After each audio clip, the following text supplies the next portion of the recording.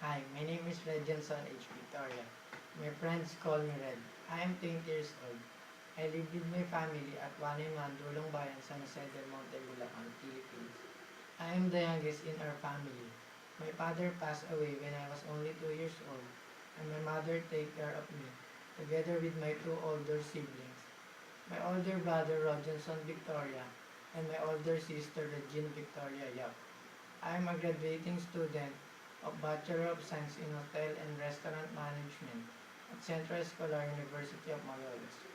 My hobbies are playing basketball, table tennis, surfing the net, and watching movies. I always wanted to develop different skills. That's why I am fond of joining different school activities such as Prelude Workshop Seminar Gastronomia, Hacienda Macalawan Seminar in Laguna, Goming Farm in Tagaytay, Table Setting, and Skills Development Program.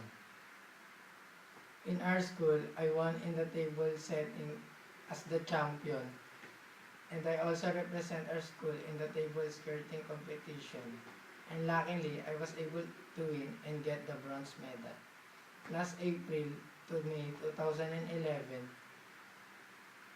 I had my on-the-job training at Dad's Kamayan Saisaki as a waiter.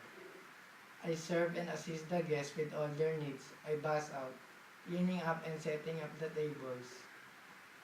And last November 2012 up to January 2013, I've been hired as a waiter at Hotel H2O Manila for the completion of my on-the-job training.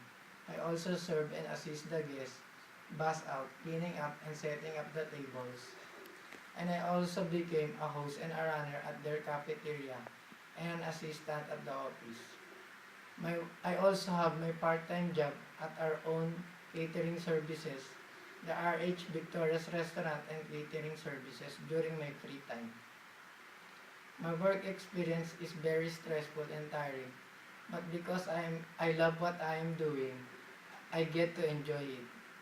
I wish to train in the United States of America to expand my knowledge and to gain more experiences for about the profession that I've chosen, and also in the hospitality industry. When I come back in the Philippines, I will help my mother in improving our family business and also to have my own business to become more professional in the chosen field of work. Thank you.